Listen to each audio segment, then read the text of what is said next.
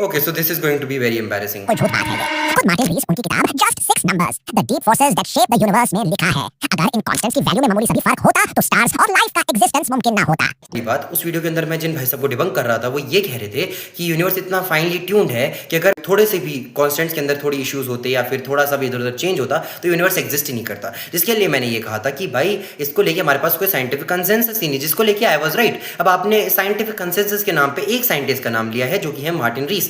Bye the way, Martin Rees is himself an atheist और वो अपनी बुक जो आप सजेस्ट कर रहे हो उसी के अंदर 11 चैप्टर में मल्टीवर्स को एज एन एक्सप्लेनेशन रखते हैं to explain this supposed cosmic fine tuning. Okay, दूसरी बात, जितने भी साइंटिस्ट जो इस कॉस्मिक फाइन ट्यूनिंग में मानते भी हैं उनमें से भी सिर्फ 9% ऐसे साइंटिस्ट हैं जो कि गॉड को एज एन एक्सप्लेनेशन रखते हैं। बाकी जितने भी साइंटिस्ट हैं वो नेचुरलिस्टिक एक्सप्लेनेशंस को रखते हैं to explain this supposed cosmic fine tuning. Okay, और गलती वी नो कि बिग बैंग थ्योरी ये नहीं कहती ये सब एक्सप्लोजन से आया है, लेकिन books generally unimaginable explosion word use करती है क्योंकि अर्ली यूनिवर्स एक एक्सट्रीमली हॉट और एक्सट्रीमली डेंस स्टेट से बहुत तेजी से एक्सपैंड हुआ, इसलिए कुछ टेक्स्ट बुक्स इसे एक्सप्लोजन कह देती हैं। और अगर इसने क्लास 12 पढ़ी होती तो क्लास 12 की बायोलॉजी की बुक भी यही बात कहती है। बात, big bang is not an explosion. अब बच्चों को समझाने के लिए बुक्स के अंदर एक्सप्लोजन वर्ड यूज किया जाता है, बट जब आप एस्ट्रोनॉमी की किताबें पढ़ते हैं, चाहे कॉलेज लेवल में अंडर ग्रेजुएट हो या फिर पोस्ट ग्रेजुएट लेवल हो या फिर रिसर्च पेपर ही क्यों ना हो, उन सब के अंदर the word expansion is use and not the word explosion. अब आप एक पहली बात तो मुझे आप ये बताइए, बायोलॉजी की टेक्स्ट बुक कौन साइट करता है, वो भी 12th क्लास की, to explain a scientific concept जो कि एस्ट्रोनॉमी और कॉस्मोलॉजी से लिंक्ड है।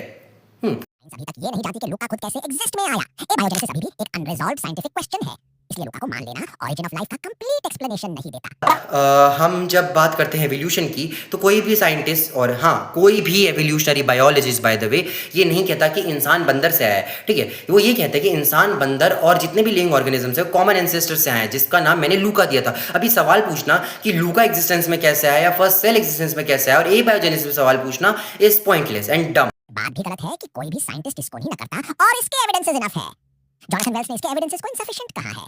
डेविड बर्लिंस्की ने आर्ग्यू किया है it lacks the mathematical rigor and predictive power of other scientific theories. Molecular biologist Douglas Axe ने भी एवोल्यूशन को स्टैटिस्टिकली इम्पॉसिबल कहा है और ऐसे बहुत से माइक्रोबायोलॉजिस्ट ने इससे इनसफिशिएंट कहा है। नाउ लास्टली, आपने अपने आप को सही बोलने के लिए ये कहा कि कई सारे साइंटिस्ट एवोल्यूशन को डिनाई करते हैं, जो कि सही है। कुछ साइंटिस्ट एवोल्यूशन को डिनाई करते हैं, बट वो साइंटिस्ट हैं कौन? वो साइंटिस्ट हैं क्रिएशनिस्ट और इंटेलिजेंट डिजाइन प्रोपोनेंट्स, जैसे कि स्टीफन सी मायर या फिर डगलस एक्स। ये सारे के सारे डिस्कवरी इंस्टीट्यूट से आते हैं, जिसके वेज डॉक्यूमेंट जो कि लीक हो गया था उसको अगर आप पढ़ो तो उसमें साफ साफ लिखा है कि they want to introduce creationism and intelligent design which are pseudo scientific ideas by the way into the school curriculum. By the way, this is unconstitutional according to the Dover v Kitzmiller judgment of 2005.